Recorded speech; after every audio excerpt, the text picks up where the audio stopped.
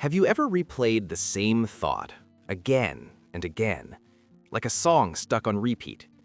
You're lying in bed, eyes wide open, and your mind whispers, "What if I said the wrong thing today?" Or maybe, "What if I fail tomorrow?" Welcome to the psychology of overthinking. It feels like control, like by thinking more you'll find the perfect solution. But really, it's a trap. The brain convinces itself that rumination equals problem solving, but science shows the opposite. Overthinking floods us with anxiety, freezes decision-making, and steals sleep. Imagine it like this. Your brain is a computer, but instead of closing tabs, you keep opening new ones. Eventually, everything lags. That's overthinking. But here's the twist. Overthinking isn't laziness, weakness, or even too much intelligence. It's often the mind's attempt to protect us. That voice that keeps replaying past mistakes, it's fear trying to prepare you for danger. That endless future planning, it's anxiety trying to shield you from uncertainty. The problem is, it backfires. Instead of saving us, it keeps us trapped. In this video, we'll journey deep into the psychology of overthinking, uncovering why our brains do this, how childhood experiences shape it, and, most importantly, how to break free. The human brain is extraordinary. It's the only machine in the known universe that can imagine the future, revisit the past, and rehearse infinite scenarios, all without leaving the couch. This ability is called metacognition, thinking about our thinking. It's what allows us to prepare for job interviews, plan a vacation, or reflect on mistakes to grow. But here's the paradox. The same power that helps us thrive is the same power that can sabotage us. Neuroscientists have found that overthinking lights up a brain network called the default mode network, a system active when your mind wanders, daydreams, or reflects. This network is amazing for creativity, but when overactivated, it can spiral into worry and rumination. Think of it like fire. Controlled, it warms a home. Out of control, it burns it down. Psychologists call this the double-edged sword of self-awareness. Our ability to reflect is what makes us human, but it's also why we lie awake at 3 a.m. thinking about that awkward thing we said in 7th grade. And here's the kicker. Research shows that people who are high in empathy and intelligence are often more prone to overthinking. Why? Because their minds are better at simulating possibilities. It's like having a supercomputer that won't stop running scenarios, even when you desperately need sleep. So overthinking isn't proof that you're broken. It's proof that your brain is powerful. The problem isn't the tool, it's how we're using it. Overthinking doesn't appear out of nowhere in adulthood. It's often wired into us much earlier, in the classrooms we sat in, the homes we grew up in, and the unspoken rules we learned as kids. Think back. Were you raised in a home where mistakes weren't safe? Where every grade, every auction, every word had to be just right? If so, your brain learned a dangerous lesson. Perfection equals safety. Or maybe you grew up with unpredictability, parents who argued, moods that changed without warning, or situations where you felt like you had to be hypervigilant. In those environments, the mind becomes a radar, constantly scanning for danger. That radar doesn't turn off when you become an adult. Instead, it shows up as overthinking. Psychologists call this the blueprint effect. Childhood experiences shape the filters through which we interpret the world. If love felt conditional, you might now overthink every text message, searching for hidden rejection.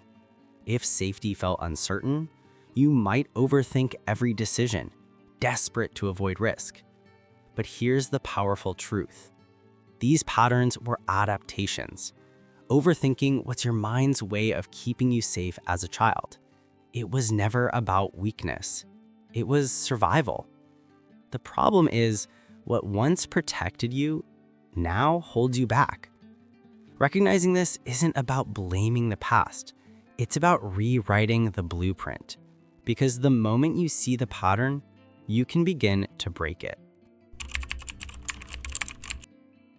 Here's how overthinking usually starts, with a single, innocent thought. Did I lock the door?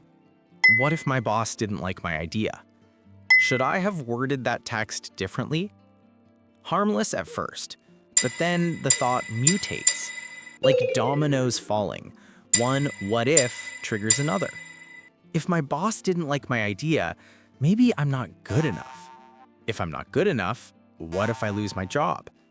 If I lose my job, what if I can't pay rent? Suddenly you've gone from a tiny spark to a full-blown forest fire in your head. Psychologists call this catastrophic thinking, the tendency to leap from small concerns to worst-case scenarios. And when this cycle repeats, it creates something known as the rumination spiral. The brain tricks itself into thinking, if I just think harder, maybe I can find certainty. But of course, certainty never comes. The spiral only tightens. It's like quicksand. The more you struggle, the deeper you sink. And here's the cruel irony. The situations we overthink the most are usually the ones we care about most. Relationships, careers, self-worth. Overthinking isn't random. It targets our most tender values. This is why overthinking feels so exhausting, because it's not just thinking too much, it's emotionally loaded. It's your brain wrestling with fear, self-doubt, and the desperate search for control. On the surface, overthinking feels harmless. It's just thinking a lot, right? But beneath the surface, the costs are real and heavy. First, there's the toll on the body. Studies show that chronic rumination raises stress hormones like cortisol, which over time can disrupt sleep, weaken immunity, and even contribute to heart problems. That's why after a night of tossing and turning, your whole body feels drained, because it literally is. Then there's the toll on mental health. Overthinking is strongly linked to anxiety and depression. It's not just a byproduct. In many cases, it's a driver. The constant loop of what-ifs keeps your nervous system stuck in high alert, like an alarm that never turns off. But maybe the most heartbreaking cost is in relationships. Overthinkers often replay conversations, searching for hidden meanings. They second-guess themselves, hesitate to be vulnerable, or withdraw altogether. Partners, friends, or coworkers might see distance when in reality, it's a storm happening silently inside. And finally, there's the cost to productivity and dreams. When your brain spends hours replaying decisions, it steals the very resource you need most: energy. Opportunities pass, projects stall, and life can shrink into safe choices. Not because you lack talent, but because your thoughts are holding you hostage.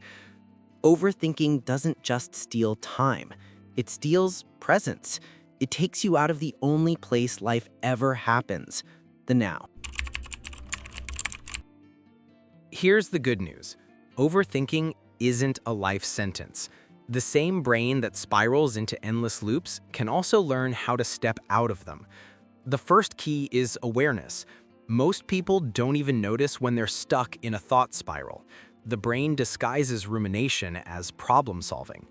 So the practice is simple but profound. Catch yourself. Ask, am I thinking to solve or just thinking to think?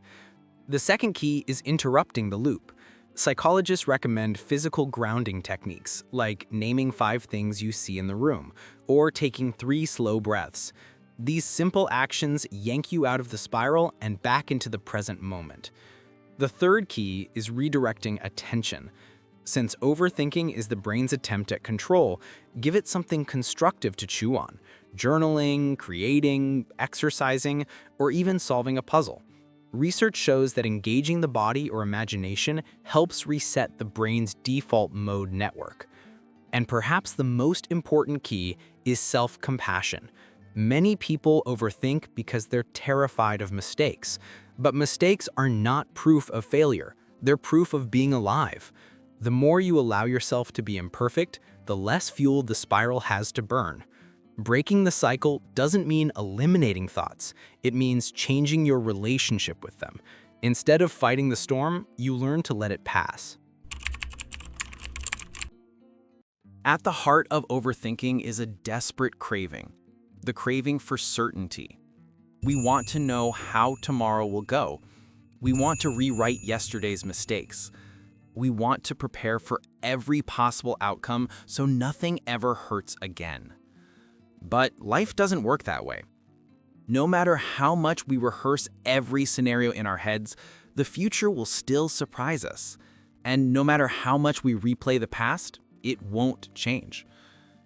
That's why the real cure for overthinking isn't thinking harder. It's learning to let go. Letting go doesn't mean you stop caring. It means you stop clinging to the illusion of total control. It means choosing presence over prediction. It means noticing the thought, what if I fail? And gently replying, maybe I will, and maybe that's okay. Because here's the paradox. When you stop demanding certainty, you gain freedom. Freedom to act, to risk, to love, to live. The people who build meaningful lives aren't the ones who never overthink. They're the ones who notice the spiral, smile at it, and step forward anyway. So the next time you catch yourself stuck in the loop, remember, your brain isn't broken. It's just trying to protect you. And you can think it, and then choose to live anyway. Overthinking steals your now, but letting go gives it back. And now is the only place joy is ever found.